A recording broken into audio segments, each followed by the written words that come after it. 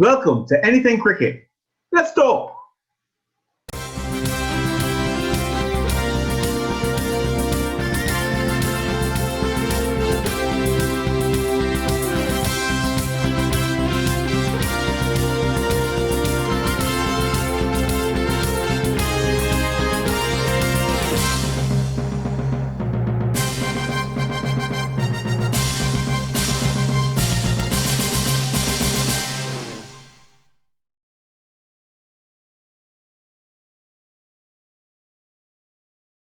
Well, it's election time, and we've got with us today Calvin Hope, the Vice President of the Barbados Cricket Association, and he will be telling us all about his election bid in the upcoming Cricket West Indies elections.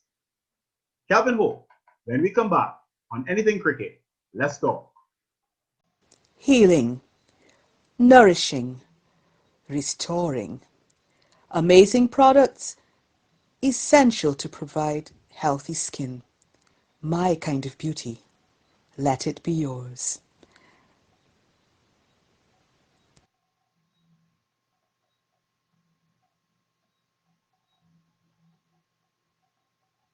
Whatever the challenge that you face, you'll need effective insurance solutions. Look no further than IGS Insurance Brokers. We specialize in commercial, auto insurance, life, individual and group health, as well as pension packages. Our aim at IGS is to offer the best possible service to our clients and at the same time to be a credit to the insurance industry in Barbados. Call us at 242-7642.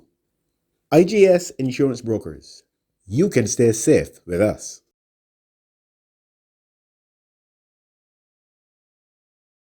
Well, a warm welcome to the Vice President of the Barbados Cricket Association, Calvin Hope, who will be in the race as the Cricket West Indies elections come up in a few weeks.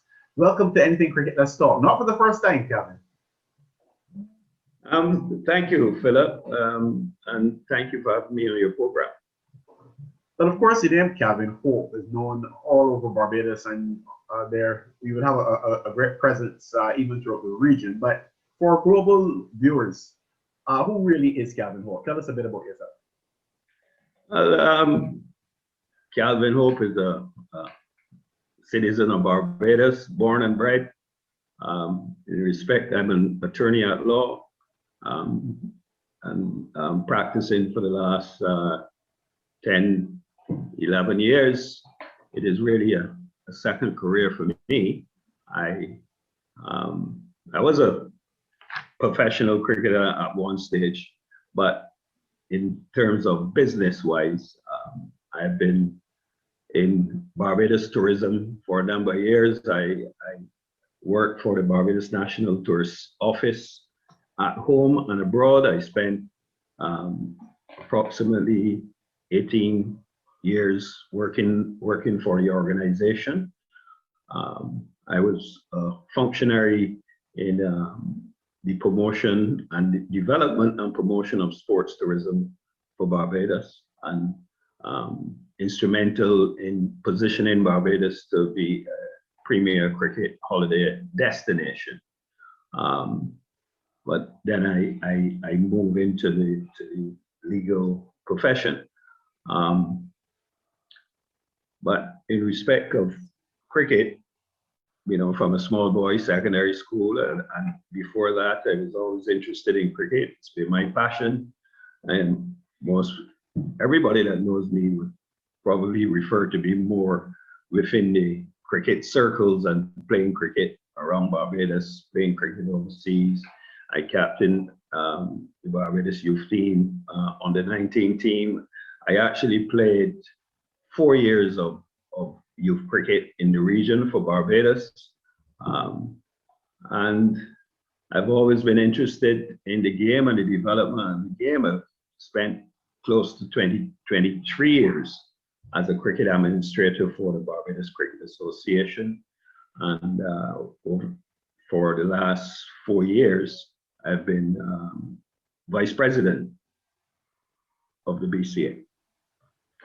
So how was that stint as vice president gone so far? It's gone. It's been challenging. I mean, our cricket is always challenging, but Barbados has the BCA, that is. We have a fantastic structure for cricket, and that's been there for a number of years. We have improved on that with the Center of Excellence, the Everton Weeks Cricket Center of Excellence, and where all of our age groups come to Kensington Oval for training twice a week, including the female players. And that has proven to be a great fill-up to our cricket system. It needs to be some improvement where we can have an indoor center, because at the moment all the activity is really outdoors. We have 7 coaches there and some support personnel in coaching who come in to help. And we've been contracting players domestically for the last 10 years or so. So Barbados cricket is well positioned. I mean, and the results of that, you can see the number of players from Barbados who are in the pool of the range for selection to West Indies team, and some who played and who are currently playing. We continue to play our part in West Indies cricket by putting systems in place and doing all that we can to support the West Indies team and West Indies cricket. We spare nothing when it comes to that. And under my stewardship as vice president, I continue to support the president and to manage and guide the cricket development activities, as I am chairman of cricket and also chairman of marketing. The other committee that I am responsible for chairing is the Cricket Legends Committee. And that is a very important committee where the mandate of that committee is to maintain cordial relations with our past players and our icons, and to work with them to get them involved in advising our cricketers where necessary, and also to create opportunities for them to help us promote our game. We have an MOU in place for that, but obviously there are things that we need to close the gap on, and to get that MOU really working in a very positive way. Just recently, I was following a conversation on Facebook and on social media. In actual fact, I don't think it was Facebook, social media. And there was this discussion and debate over the whole idea of the cricket legends concept, and maybe some people finding the name interesting, given that when you talk about a legend, it's normally a very unique and specific set of people. Could you give us some background as to the why cricket legends? A name it seems to include virtually all past players. Right. Well, Cricket Legends of Barbados is really a company, right? And that Cricket Legends of Barbados as a company is really a legacy of World Cup 2007. And that idea came about out of 2007 World Cup. And the Cricket World Cup Barbados, which was the company set up for managing the hosting of matches, World Cup matches in Barbados. And the personnel there, and along with the BCA, did suggest to the government that we should be using the legends in a more, let's say, or iconic cricketers and past cricketers in a meaningful way, and that an organization should be set up where the should I say the celebrity status of players from that group could be used to generate foreign exchange for Barbados and to generate revenue for the benefit of themselves, the past players, and to be part and parcel of tourism promotion. That idea was accepted by the then Prime Minister, the late Owen Arthur, and a Cricket Legends Act was passed in Parliament to give that company some force and some concessions. As part of that act, Cricket Legends of Barbados has some duty-free concession benefits to help them develop the organization. So in itself, it's really a company, but that company has the shareholders of that company are all people who have played cricket for West Indies and from Barbados. But that group includes some icons like the Sirs, Cigar Fields, Silver, the Right Excellent Cigar Fields, Silver, Sir Wes Hall, Sir Charlie Griffith, Sir Gordon Greenidge, and the Sir Charlie Griffith, as I said, Desmond Hayes, Joel Garner, and all cricketers, but the iconic cricketers are really the ones that stand out and that really lead the marketing force or lend to the marketing force and power of that particular company. So here we are in 2021, and you are offering yourself as Vice President of Cricket West Indies. How did you reach this point? What really is behind, or what motivated you to offer yourself? Firstly, it's really the management of the company called Cricket West Indies Inc. And I'm going to explain. Cricket West Indies Inc., which some people refer to as the West Indies Cricket Board, but it's really now Cricket West Indies Inc. That company is owned, or let's say the shareholding of that company is made up of 6 territories in terms of 6 territorial boards or associations, if you want to call it that.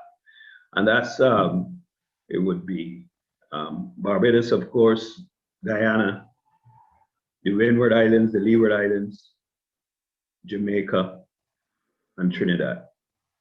So these 6 entities are the owners or the shareholders. They're what they call the full members, and they're the representatives from those 6 territories are the people who attend shareholder meetings and who are entitled to vote on questions that come up, including elections, for at shareholder meetings.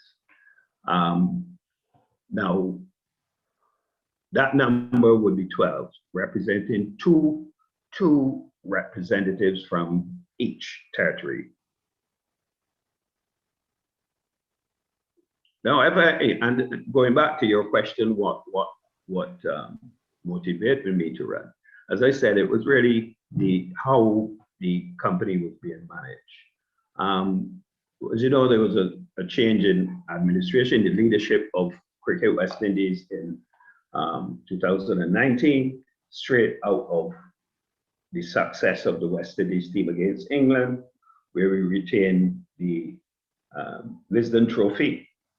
And, you know, there was a change in regime, the leadership, the incumbents now, you know, the incumbents were ushered into the new leadership, and we were hopeful that any change, you know, you wait and see, and that's the electoral process, free and fair elections, and that was it. But immediately as they started, you know, all of us know what happened. There was immediate removal of the coaching staff behind the success of what happened against England. And there was removal of the entire senior selection panel as well. And as it transpired, we played, had other engagements, and they did not work to the best. The performance after England, really, it was a total nosedive. We went backwards. But, you know, it is cricket, and things don't always happen the way you plan them out to be, or you would like, and you accept that. We figure that those decisions were not the best decisions at the time, but you know, that was history. But we continue to see the management of the organization not moving forward, and the style, the whole, I would say, disrespect for the shareholding territories, some of them, and there was a style of division, really, favoring some and pushing some aside, and that I raised many questions about that. There were issues of conflict of interest in decision making. There was questions of transparency in decision making, and these things continued for a while. I wasn't intending to be a candidate.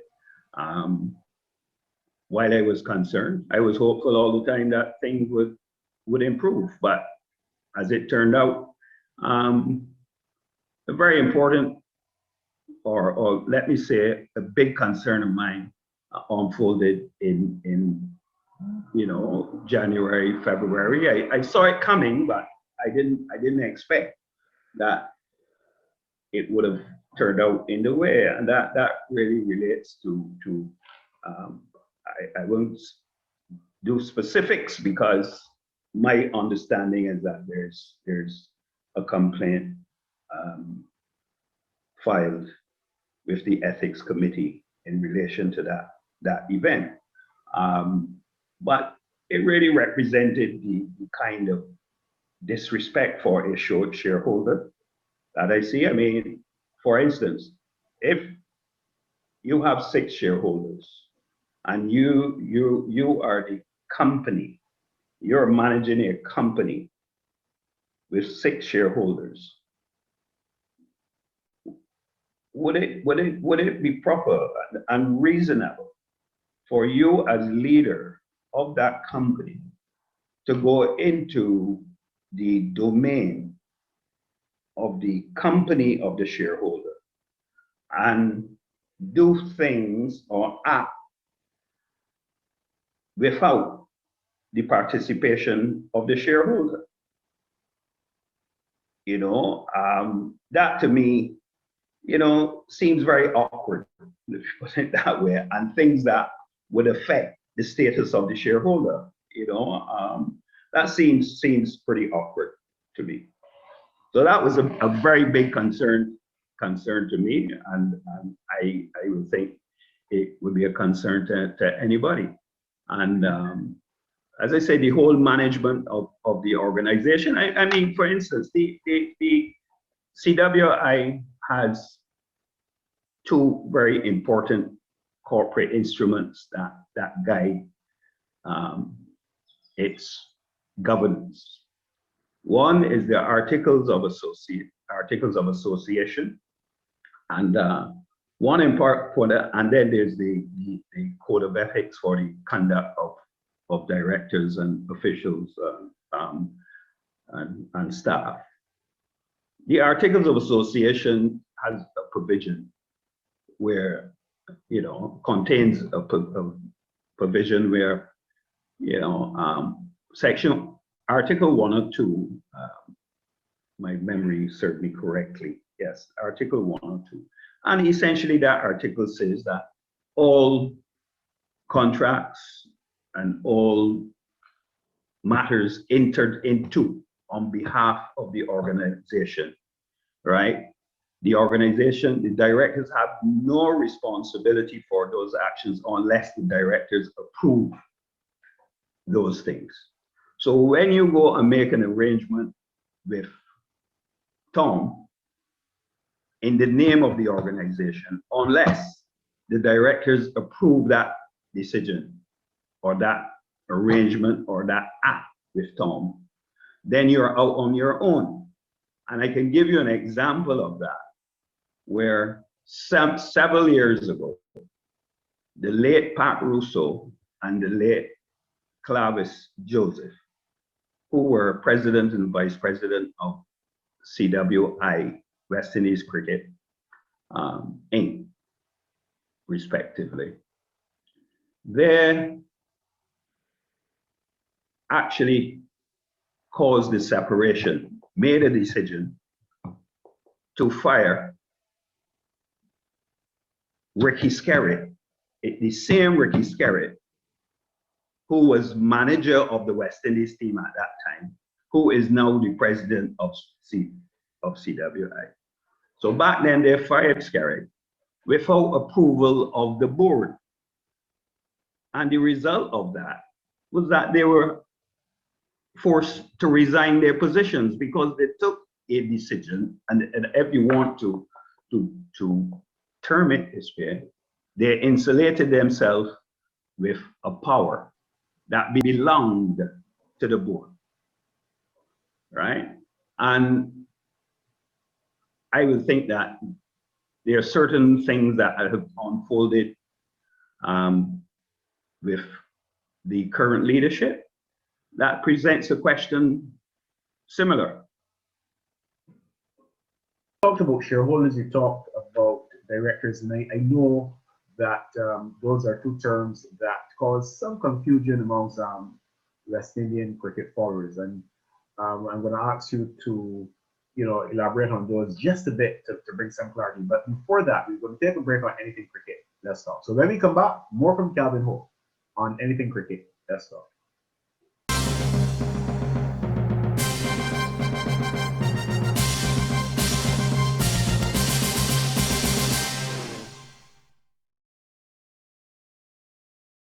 So I've heard some interesting discussions surrounding the whole voting process with Cricket West Indies, and I think there is some confusion in the minds of some cricket followers regarding the idea of shareholders and the concept of directors. Could you explain? Yeah. Before I go that, I say that one of the things that about the management, and I think it is important to note, in the last 2 years, there's the responsibility of the organization and obligation to its shareholders for an annual general meeting is to provide annual financial statements in a particular in a set time, and the Articles of Association calls for that. And I think it is about 2 weeks in advance of the meeting. And the current administration, the current leadership, the management has current leadership has failed in that regard. Because as we speak, I am not aware right, that the financial statements for the upcoming meeting are available to the shareholders, and it is less than the meeting is on the 28th. Today is the 19th, so 14 days have gone. That time is now gone. And I would think that an organization like this, big reputation, regional organization, that financial statements should be available to the directors, and it should have been done. And I'm talking about audited financial statements. Should have been available long ago for directors to be able to make a meaningful contribution at the meeting. So that is part of the whole failure of management of the organization by the leadership. Not ready for an annual general meeting at such a short time, and giving short time to the shareholders to access important information. So when you talk about shareholders, it is the shareholders who actually vote at the elections. Yes. And what role do the shareholders play during the normal course of the operations of cricket vesting? Well, the shareholders participate in representatives. Each, as I said, each shareholder has is entitled to 2 representatives to attend meetings of the full members, right? So which is an AGM, the annual general meeting, and any special meeting that may be called. So in an AGM, the matters that would be discussed are mainly the audited financial statements to see how the company is going, and for any questions to be put to them, or for them to put to the board of directors for explanation and for improvement of the company. So it is like any annual general meeting of an organization. In between the annual general meeting, there may be matters that the board of directors that call for a decision by the shareholders. So that could include changing of the articles of association or amendments to the articles of association, and other matters that pertain to the shareholders by the articles that shareholders are asked to make a decision. So a special meeting will have to be called for those. So, and I guess a point that is lost on some fans is that the directors don't vote at the elections. No, directors do not vote at elections. Neither the directors nor the president or vice president are entitled to vote in elections. So how are the shareholders selected? Shareholders are selected. The various associations, right, would make their recommendation to the board of directors to the organization for approval.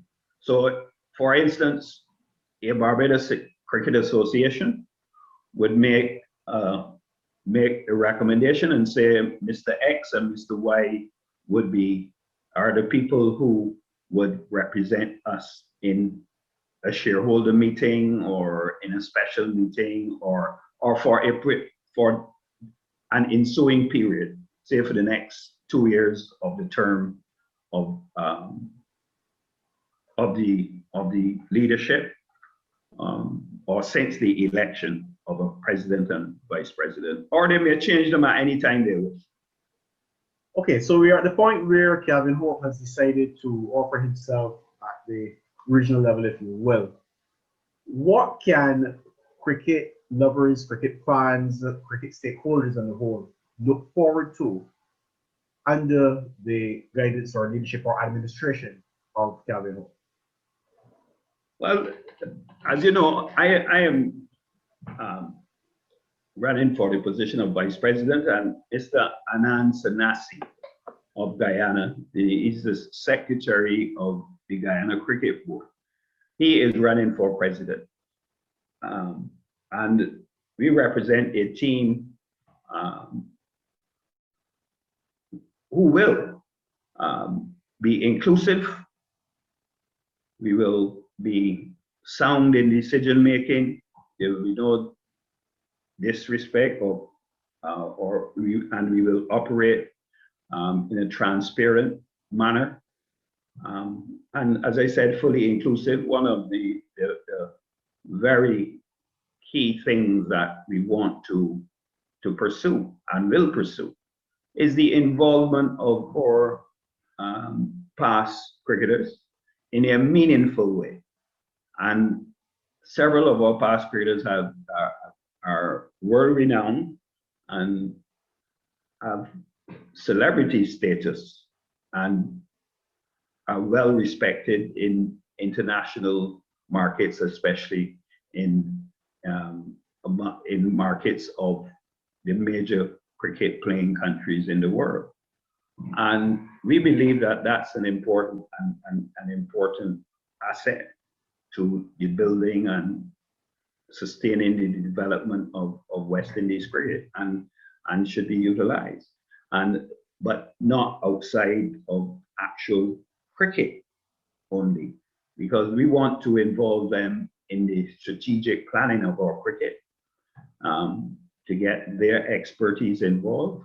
And over the years, as you know, and your audience would have experienced, some of our past cricket successful players were either a selector, a manager, or given some one-off position. We believe while that is helpful and has been helpful, that there need to be more integral workings. They need to be involved further, where when you're doing strategic planning, when you mentorship and performance enhancement of a team. So one of the measures which is what we speak to, innovations, is to have where all of the West Indies teams have attached to it a successful former player, West Indies player, as a mentor and a performance enhancement support for the team. Not to interfere, but to support and add value to the support of the team. Right? And that is where, and we are talking about West Indies teams, we're talking about our regional franchise teams, and we're talking about our youth teams, and including women. As you know, Mr. Courtney Walsh is currently the manager, not the manager, the coach of the women's team.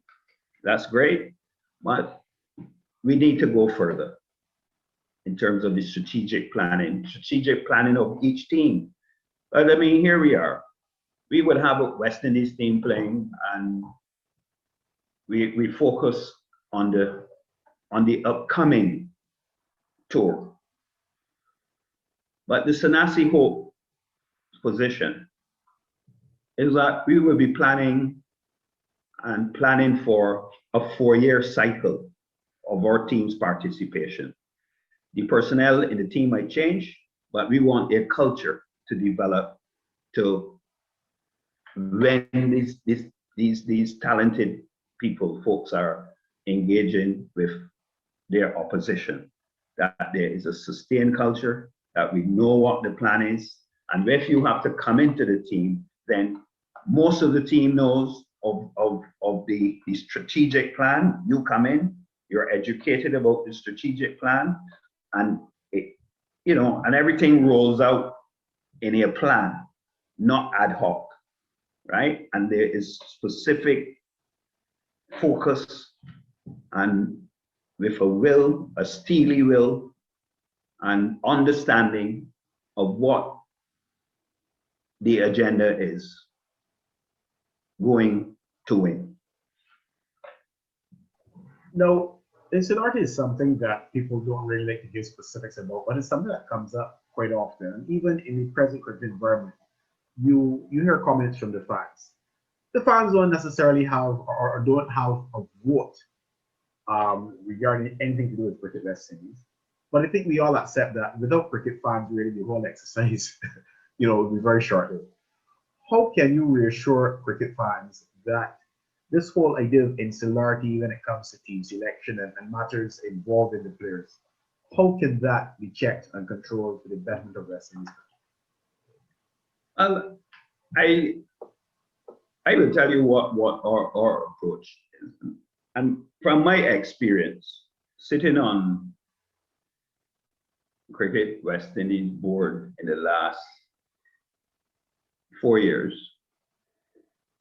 I have not experienced any director from a particular territory operating in that manner to say directly that trying to promote themselves or their particular territory. And even if it came to a situation that they felt strongly about a particular matter, it was always grounded with good evidence or facts, or good reason, put it that way, as to why they felt a particular matter that they raised, should be addressed. So this widespread thing about insularity, it is something that has been talked about, but the deep-rooted thing, to me, of insularity is not, it is not the thing that bedevils or cricket, as people say, because I've been there, I don't know what happened in the past. What I may say is that people may not agree with selection, and selectors, I believe, they do their best, and I think they do, when they make decisions, I think they believe that it's the best decision at the time. Now, I may not agree with the decision, you may not, and then you may go and do some research and say, well, this doesn't seem right. But you live or die by your decisions. So everybody makes mistakes. There are some things that I don't agree with, but I would not knock the selectors in a public way when they make decisions. If I happen to see a thing, and I may make a comment to a select, as I do in Barbados, because I don't always agree with everything that selectors do in Barbados, all their decisions. And I may say, well, but I saw you made so and so and so. What drove that? I mean, why didn't you think of so? But not in a way to interfere or to ask them to make any decision. It's just for my own education that you may ask it by the way question. So to me, selection is the selection panel. To me, should be sacrosanct, and their decisions. They make the decisions, and when you have the time to review their performance, then you deal with that. And the insularity that I hear tend to come from certain quarters, and that is how I see it, and so I to tackle that though, I think the environment that you manage should be, you should set up a very clear policy framework of how things are done, and so that everybody understands. Players understand, the selectors understand, the board understand. And for instance, I've heard yourself and many other people asking questions about the fitness regime. Now, it is obvious that if people are asking questions, that it is not clear what it is. And even if it is clear, it is not being practiced in the way within the framework of that clarity of what is written down. So all of these are things that we have seen happen before and now, even more so, because the incumbents had promised to clean up all of the things that they claim were wrong, but yet they still continue and continue to in even greater measure. So players must be put in a comfort zone where there's no fear of victimization. There's no, in other words, they operate in an environment of confidence and transparency, and that they can ask questions, and that there's an avenue, a clear avenue for there to address concerns without fear of victimization and having to go in a corner and probably go and complain to their particular territory shareholder management, but they can come to the organization as a contracted player or as a player on a team and say, look, so and so, here is a point that I can think. Now, there may be a player relations officer, but is that working properly? Do the players really trust that mechanism, and not to and this is nothing to do with any personnel that might be in place. It is just the system that one needs to trust. So all of these things are very, very important in the management of this organization and its affairs. So you put out a very impressive manifesto. As the time draws closer, how confident are you that you'll be able to persuade the shareholders to support yourself and your running mate? Well, myself and Anand Sanasi, who's running for president, he's running, as I said, president, I'm running for vice president. We have done some very deep research and consultations, undertook some consultations to inform this manifesto. And all the reviews, we have not had one negative comment on that these are not workable.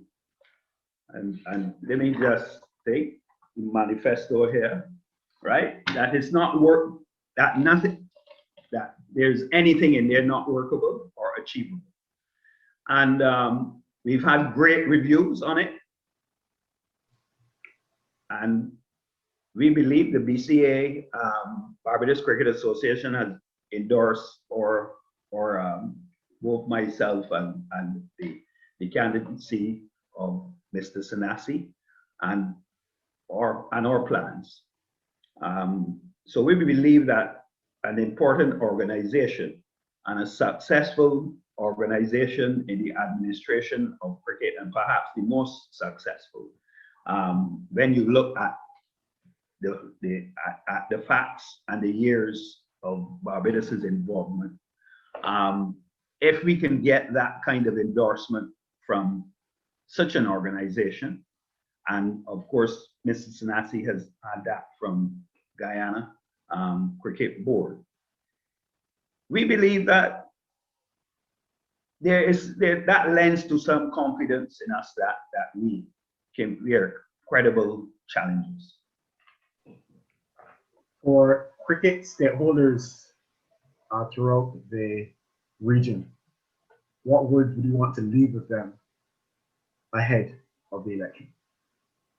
Well, the words I will leave with the cricket stakeholders, fans, at the Sanasi Hope combination guarantees inclusiveness, transparency, openness to them, and confidence in the players, that environment.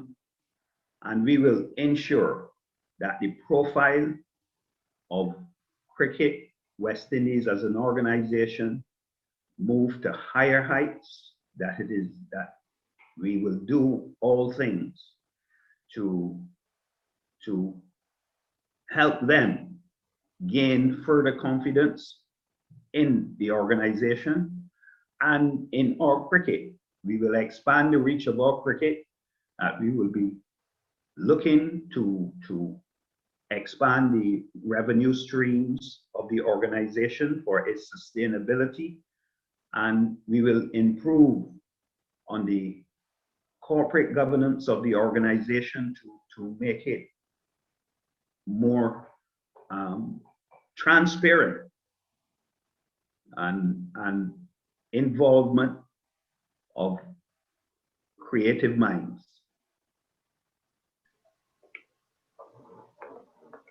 Calvin Hope, thanks very much for joining us on Anything Cricket. Let's talk. Yes. Thank you very much, Philip.